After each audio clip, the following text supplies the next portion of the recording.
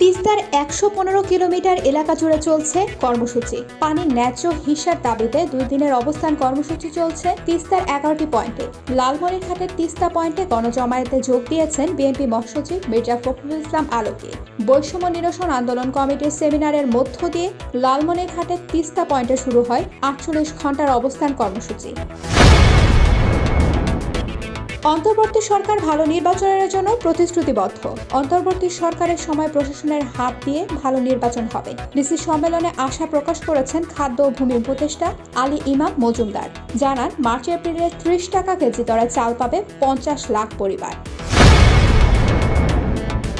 ডিসিদের সেবক হিসেবে জনগণের কাছে যাওয়ার আহ্বান।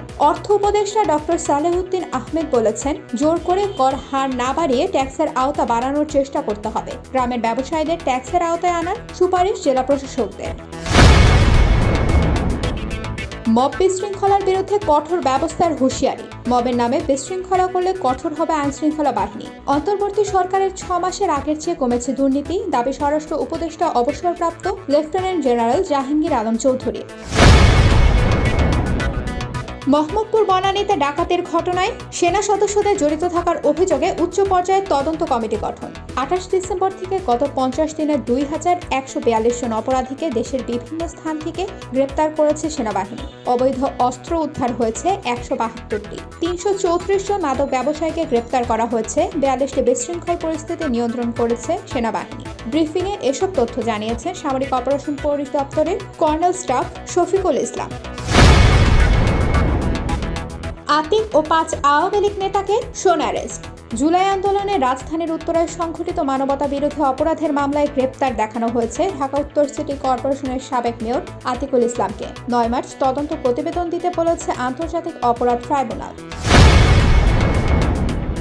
পিকআপ ভ্যান জব্দ করা হলো, ঘাতক চালক পলাতক। রাজধানীর যাত্রাবাড়ি মাতুয়াইলে রাস্তা পার হওয়ার সময় পিকআপ ভ্যানের ধাক্কায় স্বামী স্ত্রী নিহত, মেয়েকে গুরুতর আহত অবস্থায় হাসপাতালে ভর্তি।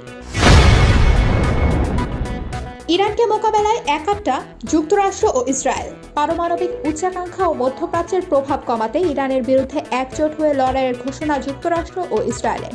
মার্কিন পররাষ্ট্রমন্ত্রী ম্যাকো রুবিওর সাথে এক যৌথ সংবাদ সম্মেলনে ইরানের বিরুদ্ধে শেষ আঘাত আনতে প্রস্তুতির ঘোষণা দেন ইসরায়েলের প্রধানমন্ত্রী বেনিয়ামিন নেতানিয়াহু। রেকর্ড ১৩তম শিরোপা জিতল ব্রাজিল। দক্ষিণ আমেরিকার অনূর্ধ্ব-20 ফুটবল চ্যাম্পিয়নশিপের রেকর্ড ১৩তম শিরোপা জিতল ব্রাজিল। চিলিকে ৩-০ গোলে উড়িয়ে দক্ষিণ আমেরিকার অনূর্ধ্ব-20 ফুটবলে ব্রাজিল চ্যাম্পিয়ন। প্যারাগুয়ের কাছে আর্জেন্টিনার হার। ঘরের মাঠে লিগ লিডারদের জয় ২-১ ব্যবধানে। উলভারহ্যাম্পটনকে হারিয়ে ইংলিশ প্রিমিয়ার লিগে জয় ফেরার পাশাপাশি ফের ৭ পয়েন্টের শীর্ষস্থান শক্ত করেছে লিভারপুল। ২ গোলদাতা লুইস দিয়াজ ও মোহামেদ সালাহ।